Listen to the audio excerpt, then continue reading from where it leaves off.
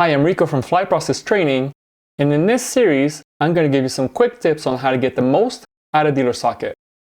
This is Socket Hacks.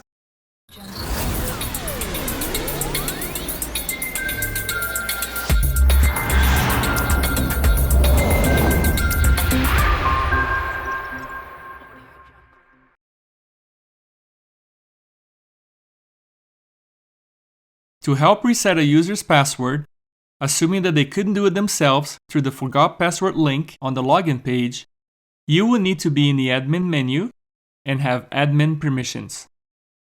Click on Dealership Users to get to the right spot. Search for the user whose password needs to be reset. Click on the result to activate the selection. And click on Send Reset Password so an email containing instructions on how to reset their password is sent to the account email address listed in the profile. That's it. That's your socket hack.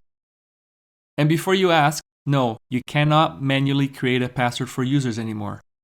Thanks for watching this video, and please consider watching the other videos in this series, as the goal here is to empower you with the knowledge so you can make good decisions with your CRM.